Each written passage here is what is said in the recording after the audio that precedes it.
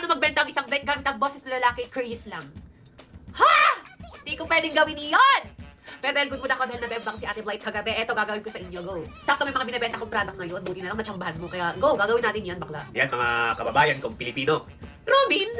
Ayan mga tol, meron tayong hawak na minifan dito, dalawa sila. Ayan, ipapakita ko sa inyo kung gaano kaganda ang hawak ng minifan. Ayan, ipapakita natin sa inyo mga kaibigan sa letra ng Hindi ganun. Ayan mga repapits. Ayan, bubuksan natin itong, meron pa siyang ganito. Ayan. Sobrang angas mga tol. Ayan, hindi kayo mapapaniya kapag binili nyo to. Ayan, napakalakas ng malasa talaga. Hindi ko pala, leche.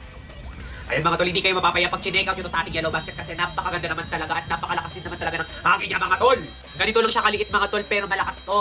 At mga tol, matagal tong malubat. Hindi to basta-basta sumusuko, hindi kagaya ng jowa nyo. Hindi! Mga tol, etong fan na to ay pagkalaki-laki, parang yung werot ko malaki. So paano siya i-open? Ganito lang, ilolong press nyo lang yan dito. Ayan. So ayan, nakita nyo na, open nyo na. At pwede nyo siyang i-charge, So mga tol, type C lang siya. Dito lang siya i-charge mga idol. At kung gusto nyo palakasan yung mga FBB fan ninyo, dito lang, pipinutin nyo lang tong plus dito. Ayan, 100 na siya mga idol. Ganito lang siya gawin, di ba? Pagkalakas-lakas naman ng ating, parang brilyante ng aking ng atake, di ba? Ayan, o di ba? Napaka-cute at napaka-end. Tama na. Baka hindi na bumalik sa dati ang boses ko, basta i-check out ito, napakaganda. Oo. Ayan, Diba? Perfect na perfect lalo na kapag brown out sa bahay ninyo, lalo ng mga taga-probinsya dyan, mga bakla. Kaya i-check out nyo yan. Dahil tinupad ko ang request ninyo mag-boses lalaki ako. I-check out nyo yan mga ate ko. Go! Sa yellow basket ko lang.